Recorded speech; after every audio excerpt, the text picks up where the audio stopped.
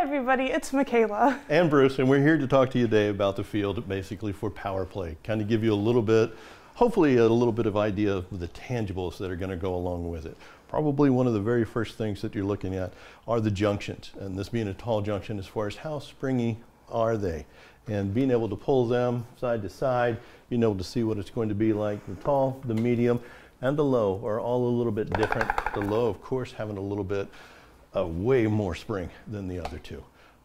What you're also going to want to look at with this is our ground junctions that come into it. You're going to want to make sure that if you do have a drivetrain that's a mecanum drivetrain, that it's going to have enough ground clearance as far as being able to track over these. You can get hung up on them. What you want to do is make sure that your drivetrain has enough ground clearance to be able to easily go over, because it'll be so much faster if you can go over these ground junctions than to have to go around them each and every time. One of the other things we have in here are the cones. Michaela's going to walk you through those. So if you don't have any cones yet for this season, they're made of a very similar material as the freight from last year, the orange freight, not the balls. They're very rigid plastic, you can't really compress them. They're also very slippery, so they're not going to stick together when you stack them. They'll fall apart pretty easily. There's also a curved lip on the inside, so they don't stack completely flat. There is a little bit of wiggle room in there, which comes into play if the junction doesn't get me.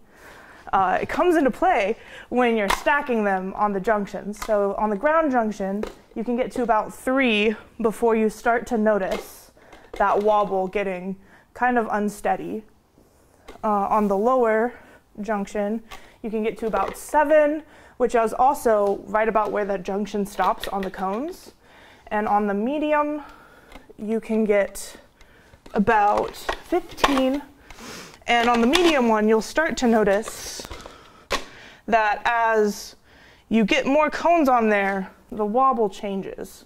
This is really prevalent on the high one.